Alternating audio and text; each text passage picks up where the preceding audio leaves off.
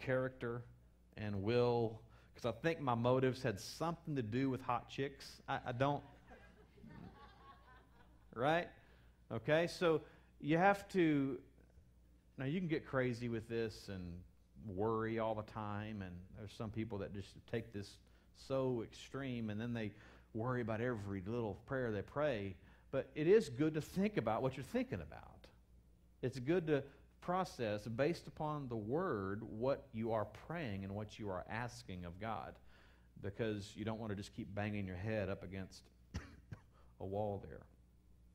Exercising your faith is a two-part equation.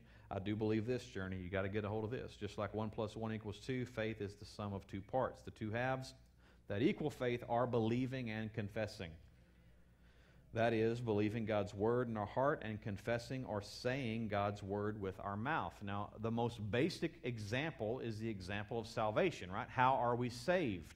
Read Romans 10:9 and 10 with me. If you confess with your mouth, that's a verbal confession. Jesus is Lord. It's an outward expression of the fact that you are declaring Him as your Lord. And believe in your heart that God raised Him from the dead. You will be saved. Wouldn't you agree that it's both, Journey? It's both.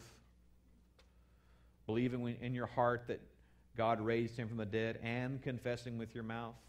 For it's with the heart that you believe and are justified, with your mouth that you confess and are saved. So it's a power-packed combination punch of belief and confession.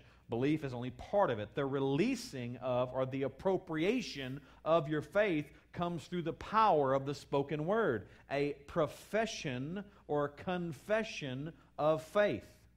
So just as we receive salvation by and through a confession or a declaration of faith,